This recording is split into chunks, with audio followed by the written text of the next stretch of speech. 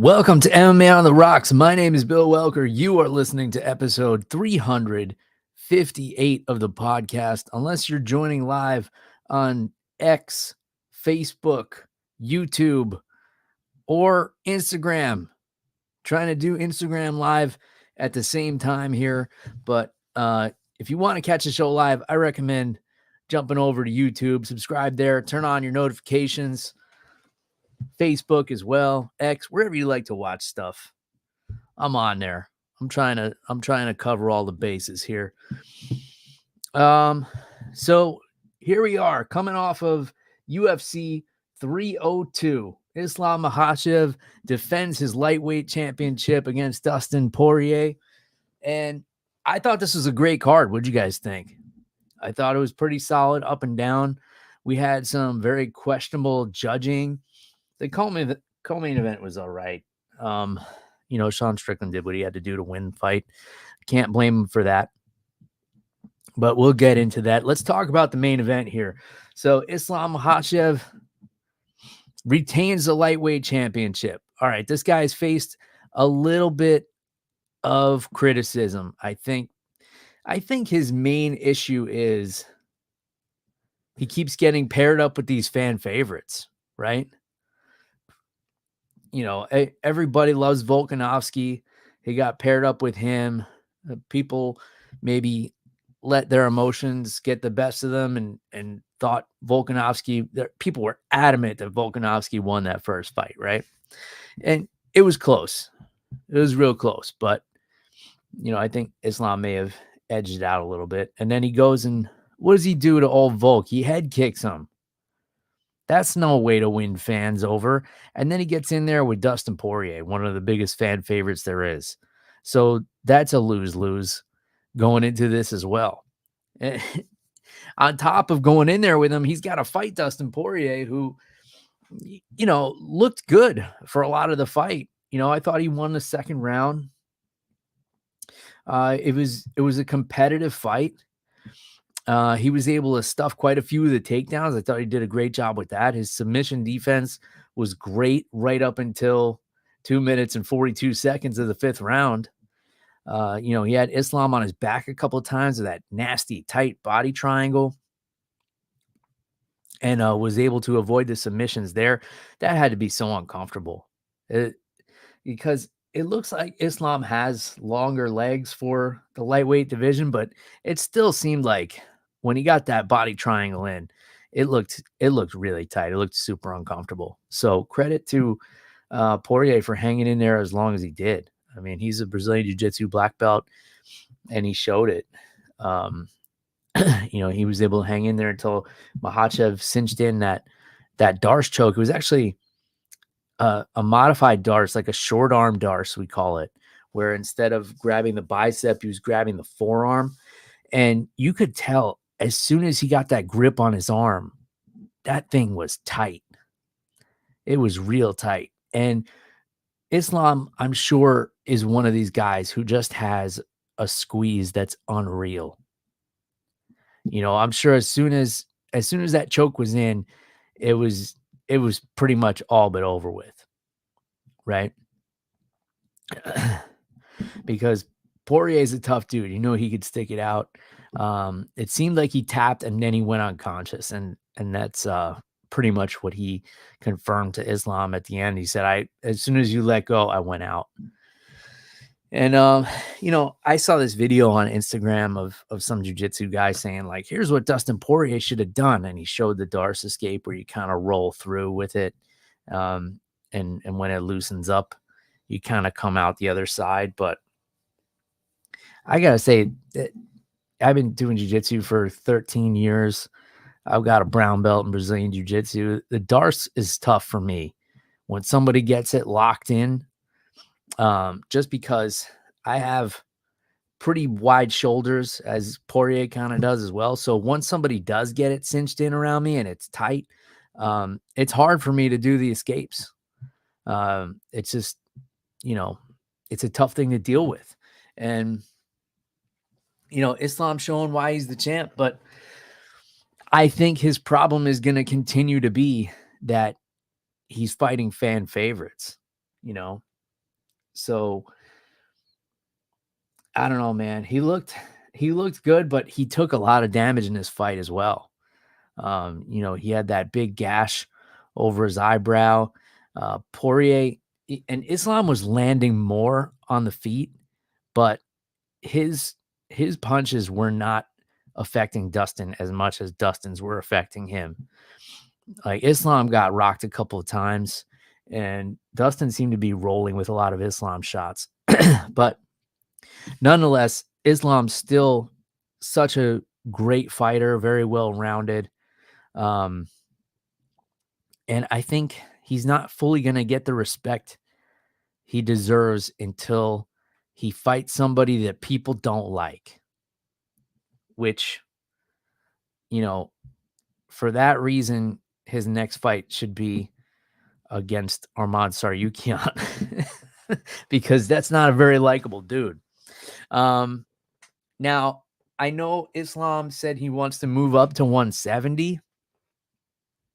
Now, if Bilal Muhammad ends up being the champion at 170, that might bode well for Islam because then he could fight a guy that's not a fan favorite.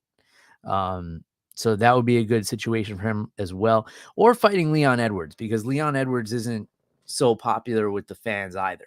So I think that's what Islam needs in his career to kind of get over that hump of, he's still really, like, if we're being honest, he's really not getting the respect that he deserves as the champion and as the caliber of fighter that he is.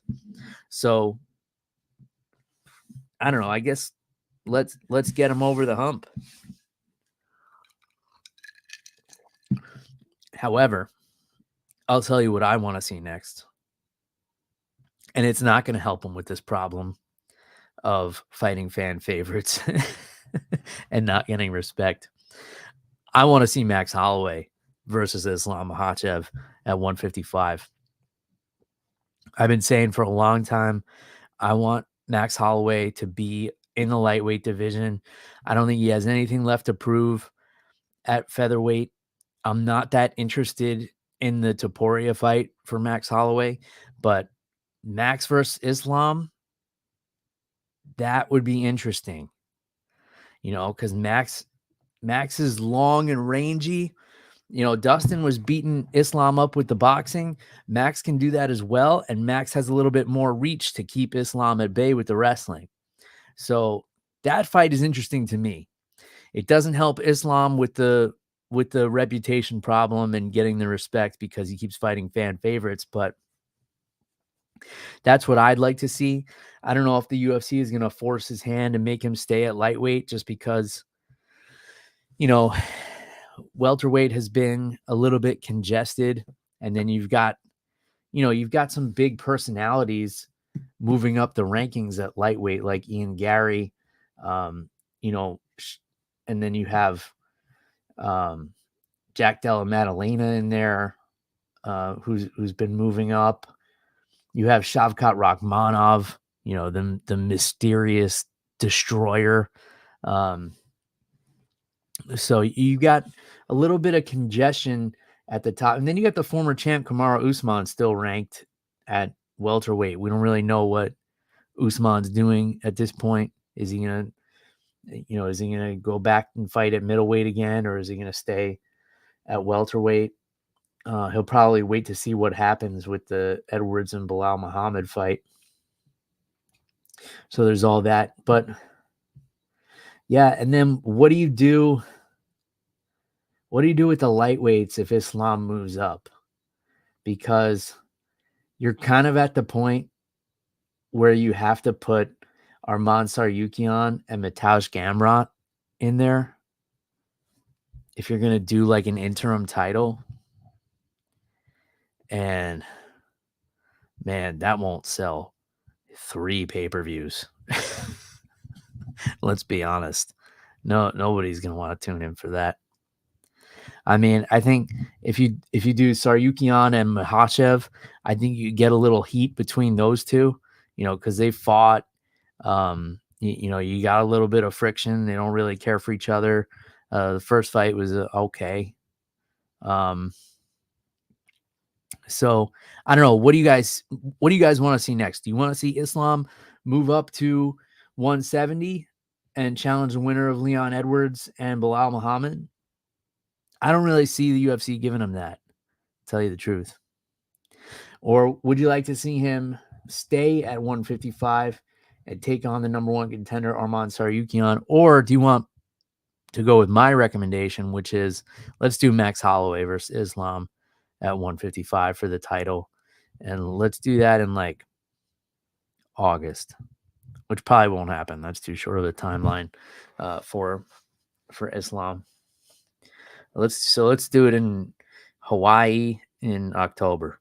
How's that? Sound good to everybody? Cool. Probably already have the venue booked for the October UFC, but I say let's do it in Hawaii. Let's do Max Holloway and Islam Makhachev, because I just have a feeling UFC is not going to stick Islam right into a title fight at 170. I feel like they're going to give him a little pushback on that.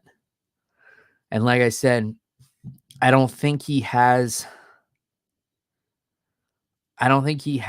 won the fans over enough to kind of call those shots. And again, it's because he keeps fighting these fan favorites. So it has nothing to do with his skills as a fighter, or, what his legacy is going to be, because I think he's going to be one of these fighters who is more appreciated after he retires and people look back at what he did and what he accomplished, as opposed to when he's doing it in the moment. He's not going to get that due respect. So that's just one man's opinion. Under the influence as well. I don't know how the Instagram live is going, because I can't watch that and watch all the other streams as well. And it's a little tricky to do the Instagram live through StreamYard. They have like some hoops they make you jump through to do it. So I'm just testing the waters with the Instagram live. I just got it going on my phone over here on the side, but I recommend you guys get over to YouTube and subscribe, turn on the notifications to catch the show live. That would be the best way to do it. And then you can leave comments and interact with me as well, because I can't respond to the comments on Instagram live. So that's that. All right, now let's have the hard conversation. What about Dustin Poirier? He kind of halfway retired. It seems like if a title shot is not in the picture, then he's not interested. But, if Islam's moving up to 170, Dustin had a close fight with him. Could you make the argument that Dustin Poirier could get right back in there against Arman Tsarukyan for the interim title? That's an interesting matchup. Mark Fellows says Poirier fights again 100%. He loves it too much. Yeah, I think so too. I think, it was emotional for him. I mean, he just got put unconscious, and then he got a microphone shoved in his face, which I'm not particularly a fan of. And I don't blame Joe Rogan for that. I know it's the production crew that's telling him, like, hey, go talk to Dustin.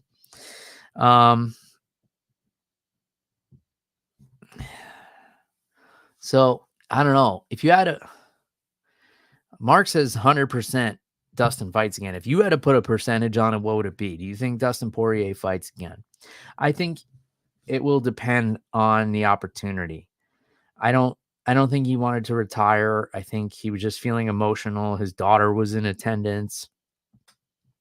That was tough for me when he was like, I have a little girl that I care about. And then he thanked all the women in his life. And then he said to his daughter, Daddy's okay. And they panned over to her, and she was kind of, hugging Jolie and crying in her dress. Man, that was a tough one. That was a tough one to watch. I've never had to compete in front of my daughter, so I can't imagine what that would be like. I can't even put myself in those shoes, because I'm so far removed from any type of combat sports competition that I can't really picture it, but that must have been tough for him. So I think, once he takes some time with his family, he'll probably reassess and, see what options are on the table. If Islam moves up and they call Dustin Poirier in 4 months and they're like, hey, we want you to fight Arman Tsarukyan for the interim title. And then if Islam comes back, you'll get a rematch for the undisputed. I think he would definitely be down for that. But if they tell him like, look, we want you to fight, I don't know, Beneil Dariush for nothing, to keep your number 4 ranking.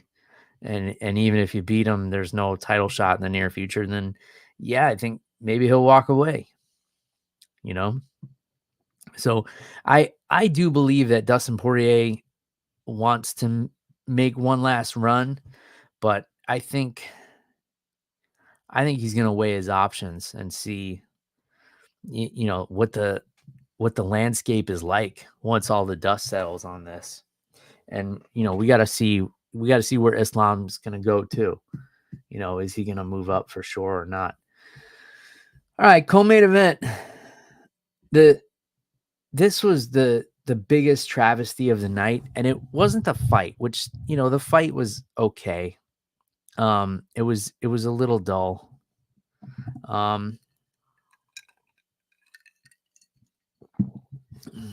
Okay. Let's see. Todd Picogram, aka Satan, says the BMF belt is up for grabs. Everyone wants it. Is it up for grabs though? I thought Max Holloway has it. Is he going to be defending that? Is Max Holloway staying at lightweight? Do you think that's something that would entice Dustin Poirier to stay? I don't know. Tell me what you guys think. All right. So the co-main event, a little boring. Sean Strickland did what he had to do to win. Let's leave it at that. And he had a fantastic strategy. Got beat up a little bit with the low calf kicks in the first round, but he kind of made his adjustments, and it didn't stop him from walking Paulo Costa down for 25 minutes. This fight did not need to be 5 rounds. I was kind of good with it after the first 3. If they had said, we changed our mind, we're actually going to make this a 3-round fight, I would have been cool with it. I think most people would have been cool with it. And that would have been great. However, it went the full 5. Costa seemed to get a little bit of a second wind in the 4th round. I scored this 49-46 for Strickland. I gave him rounds 1, 2, 3, and 5. And I gave Costa the 4th. Costa had a pretty good momentum going into the 5th as well. But then, if I remember correctly, he got dropped at the end of the 5th. So I gave that round to Strickland. The card that really concerned me is, I want to say his name is Dave Torelli, the judge. He scored this fight 49-46 for Paulo Costa. And I want to know what fucking fight this guy was watching. What fucking fight was he watching? Paulo Costa did not win the first 4 rounds. You could... All right. I gave him the 4th. You could maybe make the argument that he won another one of those in there, but you can't tell me he won 1, 2, 3, and 4. That guy has no business judging MMA. And look, I'm usually one of the last people to criticize officials because I've done it. I've judged fights, nothing of this magnitude. Just amateur fights, local stuff. I've gone through training courses to be a judge and a referee. I know it's difficult. In the heat of the moment, you're kind of tallying things in your head and keeping track. But I mean, look, Sean Strickland was walking Paulo Costa down for 25 minutes, teeping him in the stomach and jabbing him in the face. And he dropped him a couple of times. You can't tell me under any rule set that Paulo Costa won the first 4 rounds. That's fucking ridiculous. Right? And that guy should not be allowed to judge fights for a long, long time unless he goes through some kind of, like, when you get a speeding ticket or a DUI and you got to take like defensive driving course, this guy needs to take like some kind of judge refresher course before he's allowed to judge a fight again. I don't know, man. It was just terrible. All right, Todd Picogram, aka Satan, says Dave Torelli's my hero. Leg kicks count until Costa got hurt by a leg check. Yeah. And that was somewhere in the later rounds. That was in the 4th round where Strickland used what's called a cross check. So if Costa was kicking Strickland's left leg, Strickland brought his right knee across and basically met that leg kick with his right knee. And Costa slowed down with the leg kicks until then. Look, I think leg kicks should count. They do a lot of damage, but they don't do more damage than the punches that were landing in Paulo Costa's face. So, and even though they were landing and they were causing Strickland's leg to get swollen, it wasn't stopping him from coming forward. So, therefore, how effective were the strikes? It's hard to tell. If it stopped him from walking or if it made him stumble back, that would be another thing. But he kept walking forward, kept punching Paulo Costa in the face. So those rounds were scored for Sean Strickland, and there's really no other way to see it. You can't give somebody a round because they were kicking somebody else in the leg, and they're backing up the entire time. That's just not how MMA is scored. I'm going to go ahead and end the Instagram live now. So if you guys are on Instagram live, jump over to YouTube, Facebook, or X, and make sure you subscribe. Turn on the notifications there on YouTube to catch the show live. And we're going to end on Instagram. So farewell, everybody on Instagram live. Catch you later. All right. So moving on. And if you think I'm way off base on this, let me know. I'm open to hearing opinions, but if your opinion is that Costa won the first 4 rounds because of the leg kicks, you're wrong. All right, let's see here.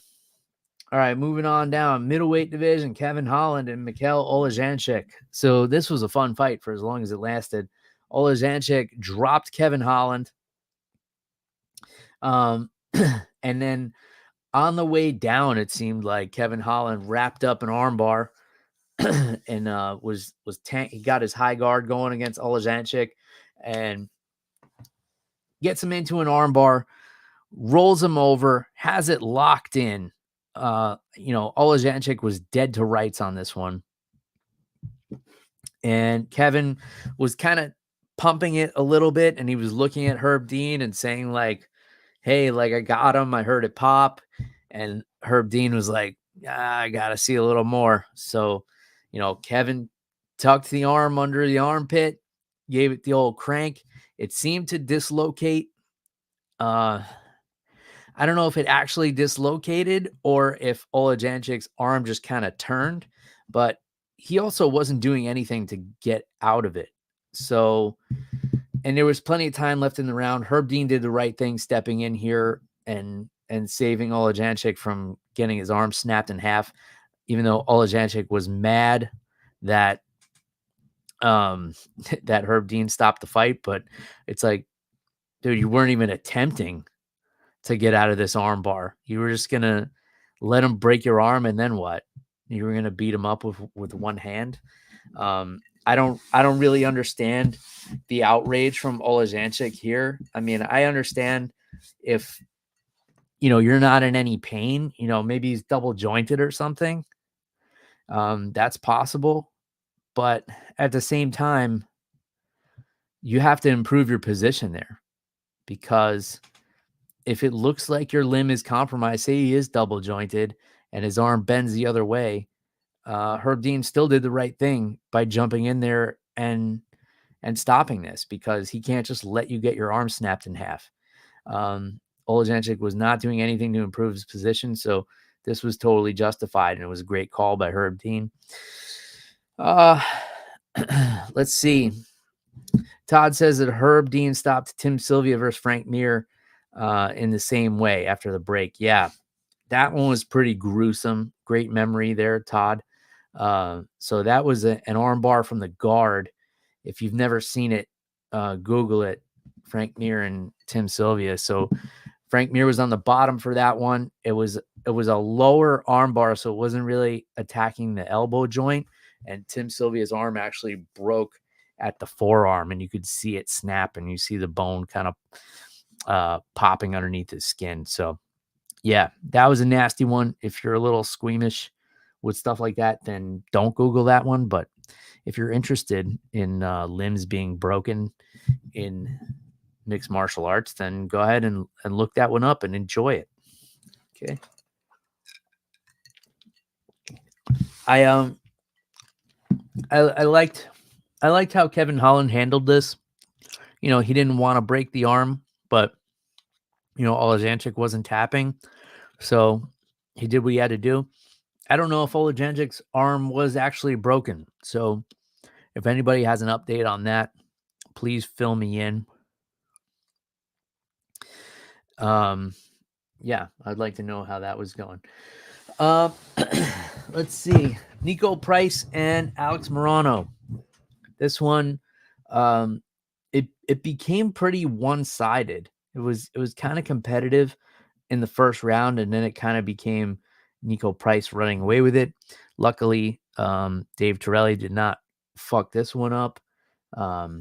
And Nico Price getting a decision over Morano, who I believe took this fight on fairly short notice. I think they said he had like 4 weeks to prepare for this, while Nico Price had a full camp. But you know, Morano is so tough, and he's one of these deceivingly good fighters.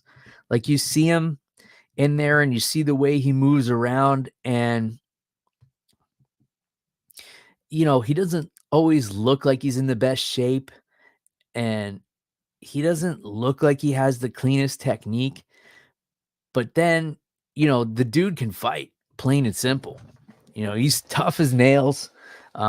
He got hit with some big shots and kept fighting back, and this one didn't get put away, so credit to him for that. But Nico Price getting his hand raised.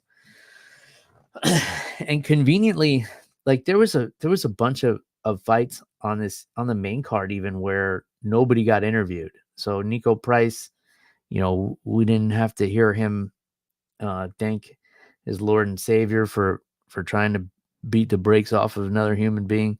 For some reason they skipped him. I don't know why. But that was that. Randy Brown getting it done over Elizeu Zaleski dos Santos. This was a fun fight. I think the right person won in Randy Brown. However, I think there probably should have been a point deduction for the eye pokes in this one. You know, I noticed very early in the fight, in the first round, that Randy was extending his hands open. And it was just a recipe for disaster. It was only a matter of time before he caught Elizeu in the eye with one of those fingers. You know, you got to keep your fist closed when you're finding your range or whatever. And, you know, Randy Brown is so long, and he's got long ass fingers too. So it was a recipe for disaster that he kept kind of like pawing out there with his hand, with his fingers extended. And I think after, what was it, 3 eye pokes? I think the referee would have been justified taking a point there, and this one probably would have been a draw. But I'm glad that didn't happen, because Randy Brown deserved to win this fight, because even at the end, when Dos Santos got his back and you know, was pretty close to getting a choke in a couple of times, looked like he got a pretty good squeeze on Randy Brown's jaw. You know, Randy got out, was able to reverse the position, give it right back to him. So you know, this was a good scrap. Randy Brown, I like the call out. You know, he called out Jeff Neal. I think that's a fun fight. And yeah, I think this was a good performance, and it was a good fun fight. Okay, Roman Kopylov clearly beat Cesar Almeida, and this was another split decision. I'm assuming it was Dave Torelli that scored this for Cesar Almeida, which is bewildering, but I don't really have much else to say about that. Let's see. Jailton Almeida. Man, this guy is a monster. What a monster. I mean, here's Alexander Romanov, who I believe cuts weight to make heavyweight. So he weighed in at 265, but he looked bigger than that. And here's Almeida, who weighs about 240. All muscle, but still 240. You know, he's still giving up at least 25 pounds to this guy. Drags him to the ground like it was nothing. Like Romanov had never wrestled in his life. He was able to do nothing to stop the takedown of Almeida. And, you know, we all know that Almeida's jiu-jitsu is elite. He's super slick on the ground, but I've been so impressed by his wrestling. You know, his wrestling is so good, especially for a smaller heavyweight, to get some of these bigger guys to the ground like Derek Lewis and hold him there. And then the way he just made his way to the back effortlessly and gets the choke on a guy in Romanov who is no slouch on the ground. Now, granted, heavyweights typically, when they're good on the ground, they're good from the top position, right? You know, and then if they get put on their back, it's, you know, they go from a black belt to a blue belt or whatever it is. They go from a brown belt to a white belt, whatever they are.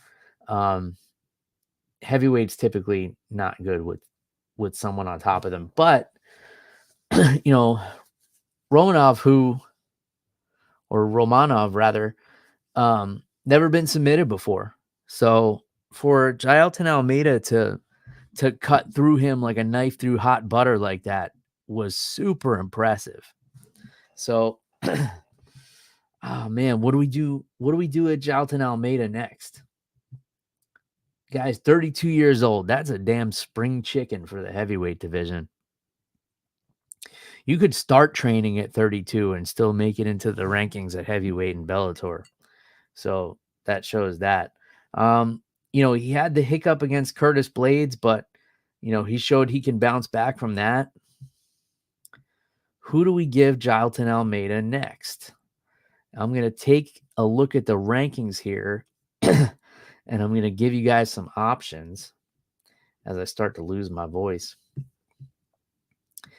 All right. Let's see. Jailton Almeida was ranked 7th going into this.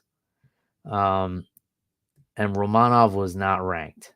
So I don't know if it does anything to move him up, but, you know, Alexander Volkov is an option. I think he has a fight booked, but that would be interesting. Sergey Pavlovich and Cyril Gahn. Those are the names I'm giving you guys. Who are we giving Jailton Almeida next? Honestly, I think he could beat all of those guys. Yeah. I think the one that would give him the most trouble is probably Volkov. But yeah, I think, look, with Cyril Gahn, like Francis Ngannou took him down. So Almeida's going to have no problem. And then, you know, Pavlovich is a striker. And he talked about, you know, when he was training early on in AKA, you know, he was getting out grappled by everybody over there, including Daniel Cormier. So let's see. Todd says Jailton can fight other tomato cans because most of the division are tomato cans. I want Jailton to prove himself against Volkov. I think Volkov is probably the fight to make. And I think That's the toughest fight for him as far as the guys who are available that are ranked ahead of him. Because Curtis Blades and Tom Aspinall are booked. John Jones and Stipe are ranked ahead of him. They're not booked. They're like betrothed, I would call it. Who knows if that's even going to happen. But yeah, out of the three other guys ranked ahead of him, Cyril Gane, Sergey Pavlovich, and Alexander Volkov, even though Volkov is the lowest ranked of those three, I think he poses the most challenges for Almeida. I really do. But I also think, like, I've been high on Jailton Almeida for a long time. I mean, the way he goes through guys and just makes them look like amateurs is astounding to me. And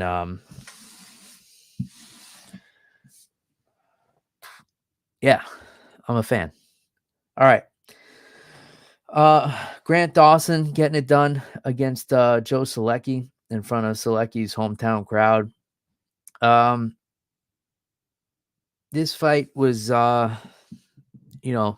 nothing to call home about. It was, Grant Dawson got stuck in a really tight guillotine in the first round, and then Selecki cut him open with an elbow. So as weird as it is, I actually might have scored that first round for Joe Selecki just because he had the really tight submission attempt and he did the damage on Grant Dawson. Whereas even though Grant Dawson was on top for most of that round, he wasn't doing any damage to Joe Selecki. And then, the second and third round was just Grant Dawson holding Selecki down and trying not to bleed in his mouth. And that was the long and the short of that fight. Jake Matthews getting it done against Phil Rowe. Got hurt bad in the first round. Phil Rowe was looking really good with his boxing, really crisp. But then I think what happened here was he threw everything in the kitchen sink at Jake Matthews, and Jake didn't go away. And that may have gotten in Phil's head a little bit. And then Phil got stung in the second round and wasn't really the same. And then, this was a good fight. It was close. There were some great striking exchanges, some great grappling exchanges, but Jake Matthews getting away with a hard-earned victory here. Basil Hafez against Mickey Gall.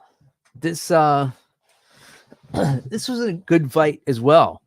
We haven't seen Mickey Gall for a while, and then we found out it was because he had a back injury, wound up getting some surgery, but he was looking pretty good in there. He was having a little bit of difficulty with the distance management. He was doing a great job landing his jab, but then his corner was telling him to throw elbows at close range. What he was trying to do was close the distance with a rear elbow. And he was trying to do this over and over again, and he was coming up short. And the problem with doing that is your rear elbow is so far away from the opponent. So you need to close the distance and throw that strike from in close, from inside the clinch, from inside dirty boxing range. Because if you're at punching range and you try to throw that rear elbow, it's not going to reach unless you're John Jones. He's one of the only guys I've seen who's been able to do it because, he's got those long arms, and Mickey Gall is long as well, but he just doesn't have the striking experience to be able to make that strike work. And he did catch Basil with it a couple of times in the third round when he realized he had to get a little closer to land that. And then I think this one was a matter of Mickey Gall just had more visible damage. He was bleeding. So, the judges gave it to Basil, but, Basil looked a little bit sloppy in this fight as well. He was dropping his hands quite a bit. He hit some decent takedowns, but overall it was a pretty sloppy fight, but it was entertaining. Entertaining. Mark Fellows says that Mickey Gall is a tough mofo, earned his hefty paycheck. So I guess did these guys get fight of the night? I didn't even check to see who I didn't see who won the bonuses, but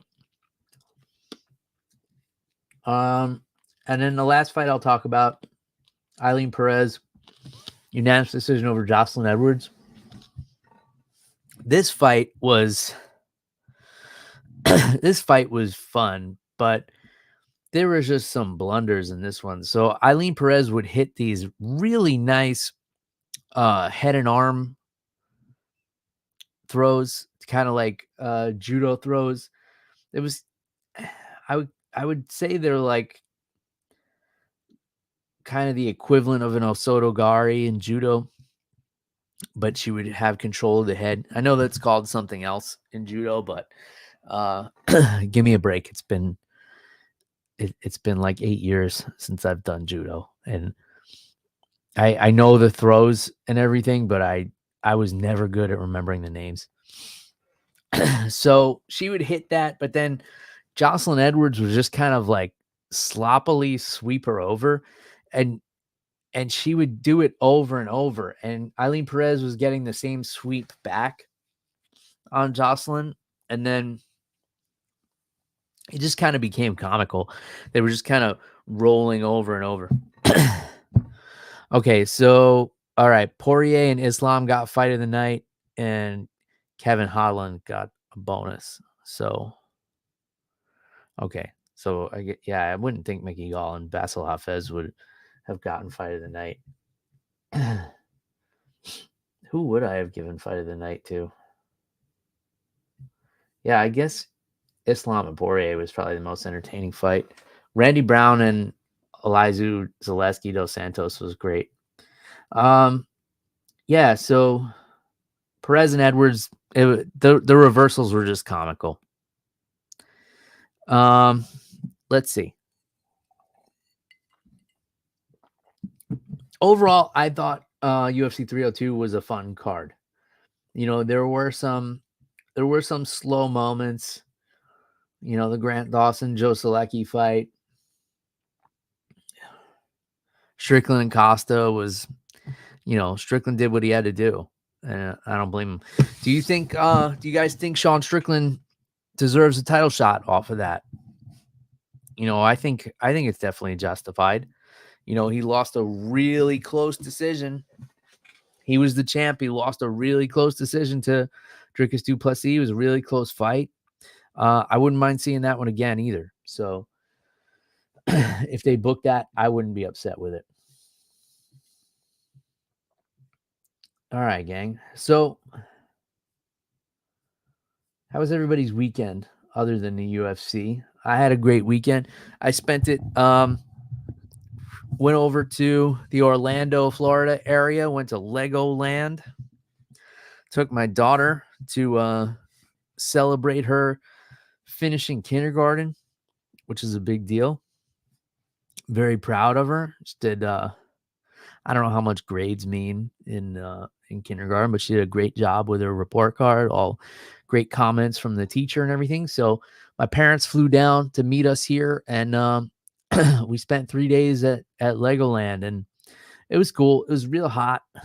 Summer's in full swing here in Florida, so it was a little uncomfortable walking around the theme park and stuff, but my daughter had a blast. The Legoland is is pretty cool. They do a good job at the hotel of like the theming, and they leave like little scavenger hunts in the hotel room for the kids to do.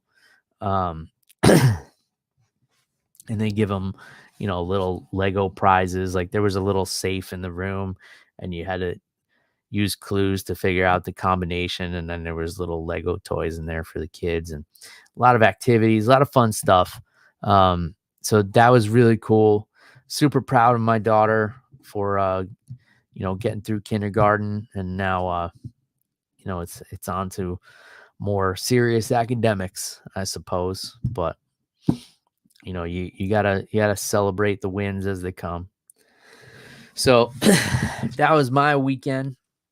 Playing with Legos and going on rides. So I can't complain.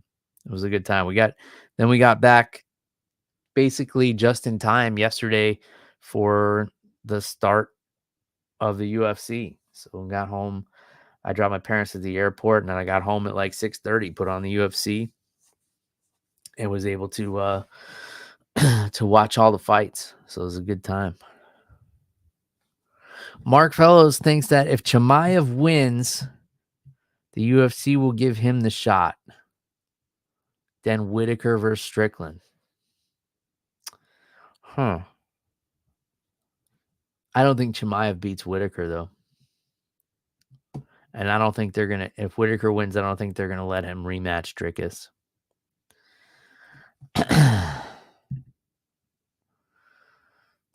Todd says, remember when some toddler got eaten by an alligator in Hollywood, Florida? I do, man. We talk about it pretty frequently too. That was at a Disney resort, and now you won't find an alligator within like 25 miles of Disney. They dredge the fuck out of those things. If there's a baby alligator that comes, within 25 miles of the Magic Kingdom, it gets exterminated immediately. Let's see. Todd also says he wants Strickland versus Adesanya rematch. That would be interesting just to see if, did Adesanya have an off night, or does Strickland really have his number? Does he really have the game plan to shut Adesanya down? I would be interested in that match, but I think for anyone else in history who's been a champion and lost a close decision like Strickland did to Dricus, they either get an immediate rematch or, one win and they're right back in there. That's kind of been the case historically. I know there's a few exceptions, like when Tyron Woodley lost the title, they weren't going to let him sniff it again, no matter what, just because he was butting heads with the organization so much. But yeah, I think, it really was such a close fight between Strickland and Duplessis. And then, Strickland says yes to the very next fight, goes out there and gets the job done against a really tough guy in Costa, who's been, a top contender for a while now.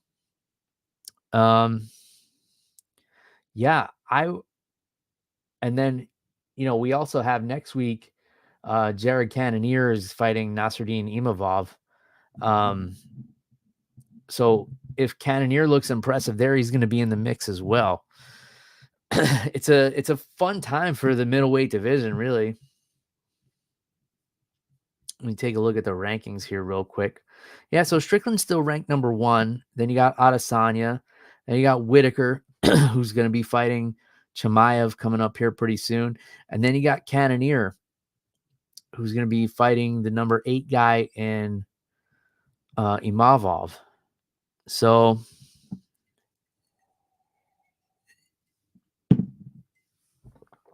let's see.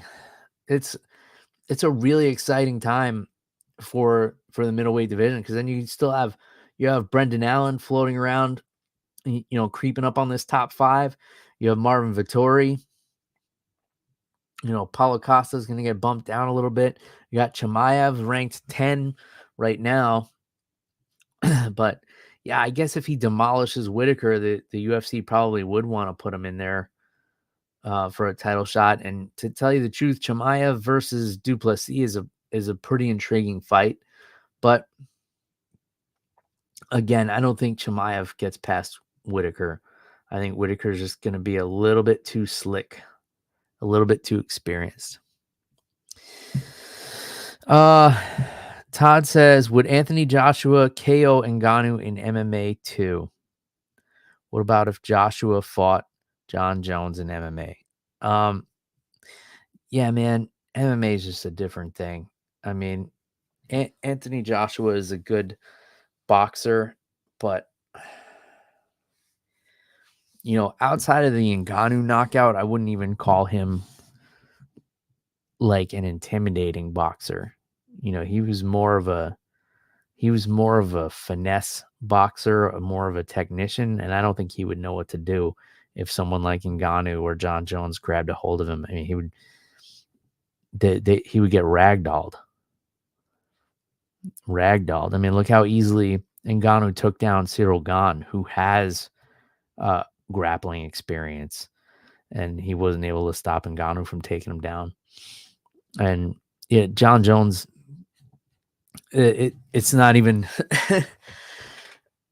it wouldn't even be close. John Jones would steamroll Anthony Joshua in an MMA fight. It's yeah, it wouldn't even be fair. I'd be like, I don't even know what to compare it to. It would look a lot like Randy Couture versus James Toney, right? There's a reason that MMA fighters are always calling out boxers, but boxers are not calling out MMA fighters, because MMA fighters can do what they do, maybe not as well, but boxers can't compete in MMA. They just can't.